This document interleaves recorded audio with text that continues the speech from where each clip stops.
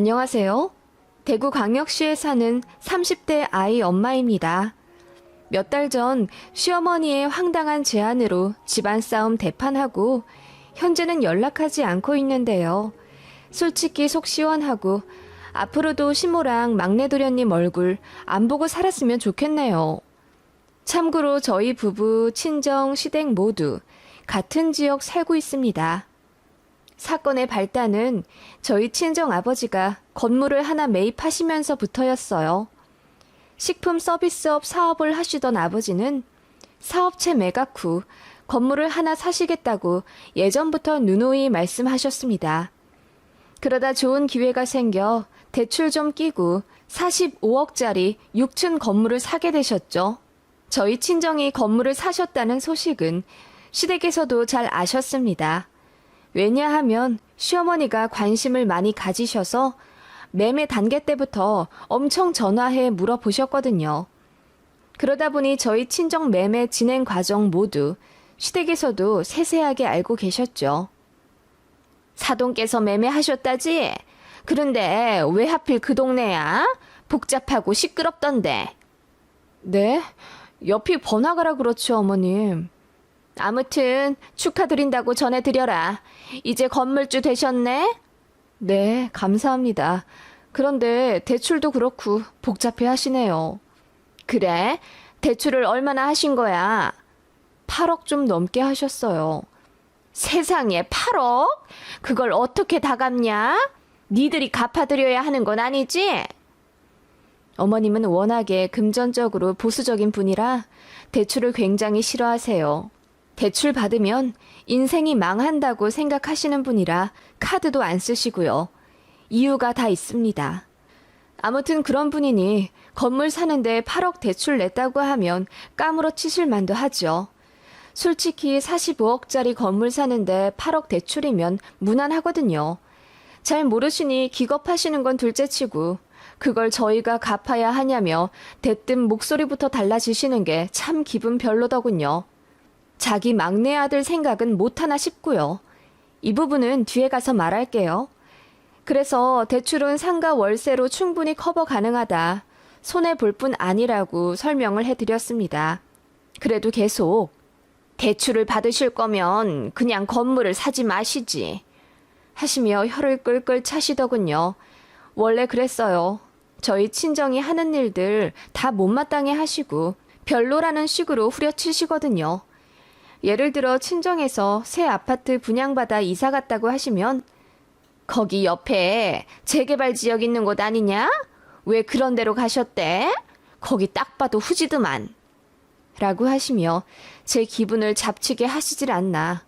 친정에서 여행 가는 거 아시면 여행지 꼬치꼬치 물어보시고는 꼭 동남아는 치안이 별로라더라. 그런 데를 가셨어? 나라면 차라리 제주도로 가겠다. 제주도가 최고지. 이런 식으로 꼭 한마디 얹으시고 나중에 정작 제주도를 가셨다고 하면 제주도를 가셨다고? 그 돈으로 동남아를 가겠다. 뭐 하러 국내에서 비비적거려? 라고 모순적인 말을 많이 하셨어요. 그래서 제가 듣다 못해 어머님, 저번에는 동남아는 치안이 별로라고 하셨잖아요. 그래서 제주도 가겠다고 하시더니 정작 제주도 간다고 하시면 뭐하러 국내에서 비비적거리냐. 나라면 그 돈으로 동남아 가겠다 하셨죠? 어머님 왜 매번 그렇게 말씀하세요? 라고 따져 물었더니 얼굴 벌개지시며 아무 말도 못하신 적이 있어요. 남편도 그런 자기 엄마 되게 창피해하고 부끄러워합니다. 솔직히 말해 시댁은 가정사도 복잡하고 돈도 거의 없어서 남편 형제들이 십시일반 돈 모아 시부모님 매달 용돈을 드려야 합니다. 말이 용돈이지 생활비고요. 아마 앞으로 노후도 다 자식들이 챙겨야 할 거예요. 그래도 사남매라 부담이 덜해 다행이지요. 막내 도련님 때문에 걱정이지만요. 결혼하기 전엔 이 정도일 줄은 몰랐어요. 시아버지가 공무원 연금 받으신다고 했거든요. 그런데 막내 도련님이 20대 초반에 돈 사고를 쳐서 그거 갚으려고 아파트를 팔았고 대출 받아 지금 시댁 아파트에 전세로 들어오신 거더라고요. 그리고 아직도 도련님 빚을 시부모님이 갚아주고 계세요. 그래서 돈이 없으십니다. 시댁에서 심지어 그걸 다른 자식들한테도 숨기셨어요. 저 결혼하고 1년 뒤인가? 아주버님이 서류 때다 알게 되었고 그때 완전 난리 났었습니다. 나중에 알았다 한들 이미 애는 낳은 상황이고 결혼을 물을 수도 없는 노릇이잖아요. 솔직히 말해 남편 다른 형제들은 다 이제 앞가림 잘하고 밥벌이도 잘해요. 아주버님은 약사시고 시누는 대학병원 간호사고요. 제 남편도 청 다녀요. 막내 도련님만 어릴 때부터 그렇게 자잘한 사고를 많이 치고 다니더니 결국 대학도 안 간다 하고 팽팽 놀았다더군요. 그냥 놀기만 하면 되는데 허세가 심해 없는 돈 끌어모아 외제차도 사고 오토바이도 사서 끌고 다니고 그러더래요. 첫 번째 산 외제차도 사실 도련님이 시어머니 명의로 돈 빌려서 산 건데 사고 나서 폐차시킨 거라고 하더라고요. 근데 보험도 안 들어서 보상도 못 받고 그냥 그 돈 전부 날렸습니다. 그러면 반성을 해야 하잖아요. 차 없어서 불편하다고 사채 끌어다 써서 벤츠를 하나 또 산 거죠. 그게 문제가 되어서 이자가 눈덩이처럼 불어났고 설상가상으로 그 차 몰다가 인명사고도 냈다네요. 합의금으로 1억 가까이 물어주었다고 합니다. 그 여파로 시부모님은 집도 팔고 대출 잔뜩 끌어 전세살이 하게 되신 거고요. 시댁 그리고 도련님 생각하면 한숨이 절로 나올 정도로 아득하고 시어머니가 왜 대출을 그렇게 싫어하는지 짐작은 갑니다. 그리고 돈에 쫓겨 아둥바둥하는 시댁에 비해 안정적이고 잘 사는 제 친정이 부러우면서도 고가우실 테죠. 그래서 제 친정 얘기 시댁에 하고 싶진 않습니다만 자식들 사돈 중에 저희 집을 제일 궁금해하세요. 아주 끈질기게 물어보시기 때문에 매번 모른다고 일관하기도 그렇고 시아버지는 별말 안 하시는 편인데 시어머니는 매번 저러셔서 솔직히 제가 별로 좋아하지 않습니다. 집이 잘 못 살아도 인품이 좋으면 제가 딸을 만두한데 그러고 싶은 분이 절대 아니지요. 아무튼 친정에서 건물을 사셨다고 했잖아요. 시어머니가 그 건물을 몇 번 가보셨댔나 봐요. 내가 장산동에 볼 일이 있어 갔다가 사돈께서 사셨다는 건물을 보고 왔어. 보니까 입구 공사를 하더라. 네, 이번에 안전 허가 받는 것 때문에 매매하고 공사하시기로 계약이 되어 있으시대요. 1층에 있는 고깃집은 낮에도 사람이 많더라. 밤에는 더 많고. 아, 어머님, 거기 많이 가보셨어요? 어머님 그 동네 시끄럽고 정신없다고 싫어하시잖아요. 응? 아, 그냥 지나가다 몇 번 본 거지. 아무튼 그 1층 고깃집은 계약이 언제까지 되어 있는 거래? 저야 모르죠. 그런 것까지는 세세하게 몰라요. 친정에 한번 물어봐. 1층은 고깃집이고 2층은 카페랬지? 차라리 1층, 2층 터서 고깃집 크게 하거나 카페 탁 트이게 만들어 놓으면 더 좋을 것 같던데. 네? 아, 뭐 아버지가 알아서 하시겠죠. 저는 잘 몰라요. 물어나 보래도 고깃집이라도 계약 기간이 언제인지. 어머님, 그건 왜 자꾸 물어보세요? 아니, 그냥. 어머님은 이상하게 저희 아버지 건물 1층 상가에 관심이 많으셨어요. 그 1층에 있는 고깃집은 벌써 5년도 더 된 가게이고요. 단골도 많고 맛있다고 소문난 맛집이라 인기가 많아요. 낮에도 정식 먹으러 오는 손님들이 많으시고요. 그런데 거길 왜 그렇게 관심을 두는지 처음엔 몰랐는데 나중에 알게 되었습니다. 바로 시동생. 그 사고 주구장창 친다는 애물단지 막내 도련님 때문이라는 걸요. 도련님이 반백수 상태입니다. 빚 갚는다고 취직을 하긴 했는데 매번 적성에 안 맞고 힘들다는 이유로 3개월 이상 버틴 적이 없었고 그나마 오토바이를 잘 탄다는 걸 이용해서 배달 알바하고 있어요. 그거라도 부지런하게 하면 돈도 많이 모은다던데 시동생은 하루에 2-3건 정도 하고 힘들다며 집에 와버리거나 친구 만나러 갑니다. 그러다 보니 한 달에 100만 원은 고사하고 70에서 80만 원 벌어오는 게 다일 뿐더러 그 돈 벌어 다 써버립니다. 미혼 도련님이라 독립 안 하고 집에서 시부모님이랑 같이 살고 있는데 생활비도 한 푼 안 준다 하더라고요. 그래서 결과적으로 시아주버님이랑 신우 그리고 저희가 시댁에 다달이 주는 돈으로 시부모님뿐만 아니라 도련님까지 부양해 주는 거예요. 도련님은 저희 애들한테 용돈 한 번 준 적 없고 내복 한 번 사준 적 없으면서 니들 나중에 이 작은 아빠한테도 잘해라. 용돈도 주고 그래야 돼. 이러더라고요. 그런 꼴 보면 솔직히 님자 붙이기도 싫고 도련이 새끼라고 부르고 싶습니다. 그런데 막내 도련님이 시어머니의 아픈 손가락인 것 같더라고요. 애가 많이 아팠어, 어릴 때. 그래서 얘는 학교도 1년 늦게 보냈다. 그러다 보니 적응을 못한 것 같아. 다 나 때문이지. 지 형들이랑 누나 뒤치다꺼리 하느라 막내 아플 때 제때 병원도 못 가고 그랬더니 라고 하셨어요. 어머님은 막내 도련님이 엇나가는 게 전부 어머님 때문이라고 자책하셨고 그 책임의 일부를 형제들에게도 돌리셨습니다. 그래서 도련님이 사고쳐도 크게 내치지도 않고 아직까지 끼고 사시는 거예요. 어머님이 너무 유난이시니 아버님도 별 수 없으신 모양이었고요. 솔직히 살면서 안 아픈 아이 없고 어릴 때 아팠다고 해서 전부 엇나가진 않는 법인데 제가 보기엔 어머니가 너무 오냐오냐 키워서 그러신 것 같아요. 합리적 의심이 들 만도 한 게 시어머니가 다른 자식들한테는 엄청 엄하게 키우셨다고 들었거든요. 그래도 뭐 자식이 내시고 그중에 눈길 더 가는 자식 하나 있지 않겠나 싶어 이해는 갑니다만 그 피해가 다른 자식들한테 가면 안 되죠. 그리고 다 큰 자식인데 아직까지도 그렇게 끼고 사니 현명한 판단도 못하고 더 부모 의존적으로 되는 것 같아 안타깝더라고요.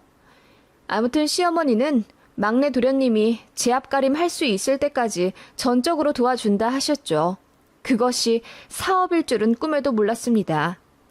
TV에 많이 나오죠. 가게 내고 사업해서 자수성가한 능력자 분들이요. 시어머니도 도련님이 그런 사람이 되길 바라셨나 봐요. 공부는 애당초 포기했으니 장사라도 잘 배워 돈 많이 벌길 바라셨습니다. 솔직히 제가 보기엔 이미 싹수가 노랗고 가족들 돈이나 안 깎아먹으면 다행이거든요. 그런데 어머님은 그 전부터 우리 막내가 장사를 하면 참 잘할 것 같은데 애가 싹싹하고 셈도 빨라서 그런 건 참 잘할 거야. 내가 돈이 좀 있으면 미첨 좀 대주려만. 지 형들이랑 누나는 자기들 먹고 살기 바쁘다고 막내 한번 제대로 봐주지를 않으니 원. 이라고 하시며 은근히 저희 형제들이 십시일반 돈 모아 막내 가게 내주길 넌지시 바라셨어요. 그래서 아주버님이 난리를 치며 막내 쟤는 가게 차려주면 100% 망한다고 취업할 생각이나 하라고 노발대발 한 적이 있습니다. 뭐 저희 남편이랑 신우도 같은 입장이고요. 그렇다 보니 시어머니 편애의 양극화가 점점 더 심해져 갔던 것 같아요. 그런 상황에서 저희 아버지가 건물을 사셨다는 소식은 시어머니에게 더 없는 찬스였던 것입니다. 자꾸 1층 상가 계약 기간에 대해 물으시며 저에게 대답을 재촉하시더군요. 그래서 왜 그러시냐 물으니 우리 막내 좀 그 자리에 넣을까 해서 어멈 너는 어떻게 생각하니? 라고 하시길래 제가 기겁했죠. 제가 알기로 그 고깃집 거기서 장사 잘하고 있어서 아마 나오려 하지 않을 거고요. 제가 보기에도 도련님은 사업보다는 취직을 먼저 하시고 진득하게 돈 좀 벌어보시는 게 여러모로 많이 더 배우실 것 같아요. 라고 했더니 시어머니 얼굴이 불그락 푸르락 되어서는 그건 모르는 일이지 않니?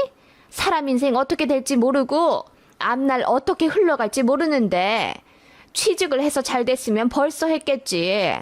우리 막내가 누구 밑에서 일하는 건 힘들다 하잖니. 내가 보기엔 우리 막내는 가게 하는 게 딱이다. 라고 하시더군요. 그래서 제가 대꾸도 않고 있으니 자꾸 연거푸 조르시더군요. 너희 친정 아빠한테 잘 좀 얘기해봐. 아니 가족이잖아. 사돈 총각 잘 되는 거 너희 친정에서도 바라시지 않겠니? 잘 되면 너도 좋을 거고. 어머님, 근데 제가 궁금한 건요. 그 고깃집이 그대로 재계약한다고 하면요. 그리고 두 번째, 만약 운 좋게 그 고깃집을 도련님한테 넘기신다고 하면요. 권리금만 몇 천만 원? 제가 보기엔 1억 넘을 것 같은데 그거 어떻게 감당하시려고요? 제가 예리한 질문을 던지자 어머님이 당황하신 듯 얼굴이 붉어지시더군요. 아, 그래. 그 고깃집 사장이 안 나간다고 하면은 네 친정 아버지가 손 좀 써주시겠지.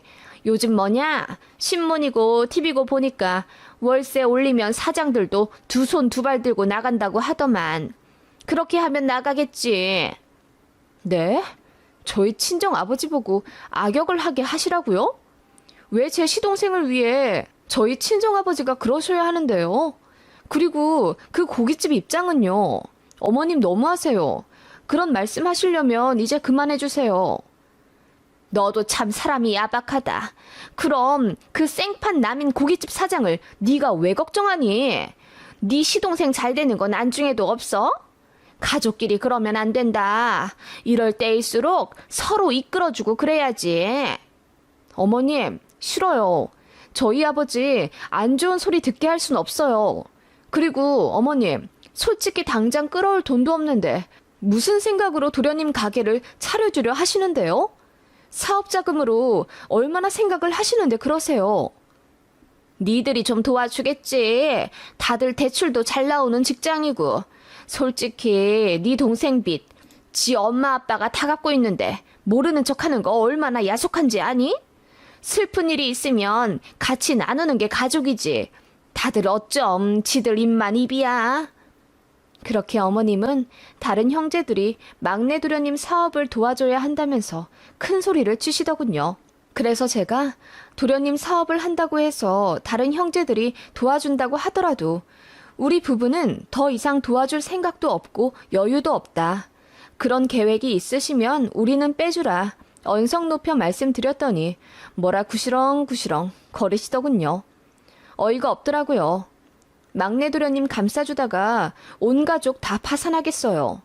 어머님부터 정신을 못 차리시니 막내 아들도 똑같이 정신 못 차리고 사는 것 같아 안타까우면서도 겁이 나더라고요. 그러다가 시어머니가 안 되겠다 싶으셨는지 저희 친정 아빠한테까지 전화를 거셨더라고요. 1층 상가 계약건에 대해 묻는다 하시며 자세히 알아보셨더라고요. 어머님이 궁금하신 고깃집은 내년에 재계약할 거고 임대료도 동일하게 갈 거라고 했더니 시어머니가 넌지시 시동생 이야기를 꺼내셨나 보더라고요. 그런데 저희 아버지도 굉장히 그런 면에 단호하십니다. 그래서 이렇게 말씀하셨나 봐요. 사부인, 그 고깃집이 잘 돼서 그 옆 편의점도 잘 되는 거고 우리 2층 카페도 잘 되는 겁니다.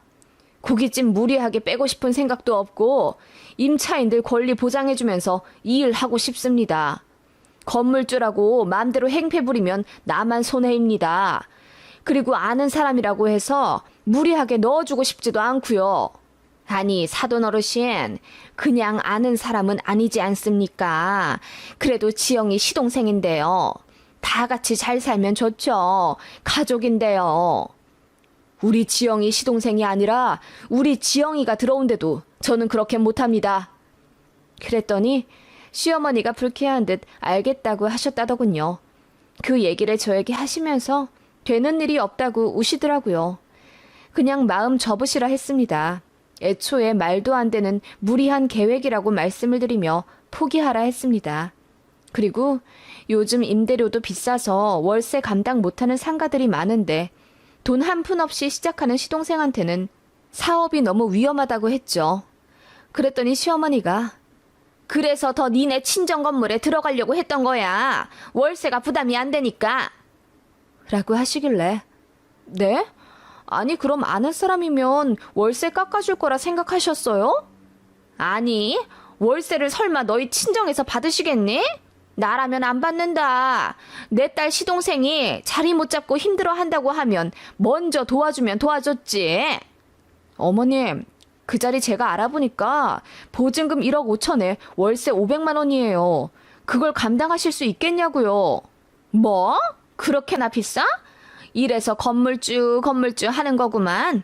뭔 욕심이 그렇게 많으시대? 그래서 설마 우리 막내 아들한테도 월 500만 원씩 꼬박꼬박 받으실 생각이었다고? 그냥 적당히 전기료나 받으시면 되지. 네? 어머님, 너무 어이없네요. 그럼 뭐 한 달에 얼마 내려고 하셨는데요? 한 10만 원 정도? 성의만 보이면 됐지 뭘. 그러더니 분이 안 풀렸는지 저한테 제 친정 아빠가 굉장히 야박하다며 대놓고 뒷담을 까는 거예요. 저도 너무 열받아서 야박한 게 누군데 그러세요. 장사 잘하고 있는 그 고깃집은 하루아침에 무슨 날벼락이에요. 그리고 어머님은 막내 도련님만 눈에 보이시죠? 다른 형제들 괴로워하는 건 보고 싶지 않으세요? 여기서 누가 더 야박한지 한번 대결해 볼까요? 그리고 저희 친정이 그렇게 만만하세요? 라고 저도 참다 못해 내질렀더니 저더러 지 아빠랑 똑같다는 거예요. 똑같이 피도 눈물도 없어서 가족 챙길 줄 모른다고요. 그래서 진짜 대판 싸웠습니다. 시어머니랑 삿대질 하면서 고래고래 소리 질렀고 시아버지도 그만하시라며 정말 애걸복걸 하시더군요. 하필 남편이 없고 저만 있어서 어머님을 혼자 상대해야만 했습니다. 제가 정말 참다 못해 시댁이랑 아예 연 끊고 살고 싶다고 했습니다. 저에게 피해만 주는 시댁 싫다고요. 그랬더니 시어머니가 뭘 하셨는 줄 아세요? 그래, 그럼 20만 원 줄게. 그럼 됐지? 라고 하시더군요. 어이가 없어서 깔깔 웃었습니다. 월세 10만 원 언감생신 안 된다니. 푸하, 20만 원이요? 그냥 이제 연락도 안 하고 찾아오지도 않겠다고 했습니다. 그랬더니 시어머니도 그러라 하며 저를 문 밖으로 밀어내시더군요. 남편한테 자초지종 다 이야기했더니 기가 막히다면서 저한테 미안하다고 앞으로 저더러 시댁 갈 일 없을 거라고 하더군요.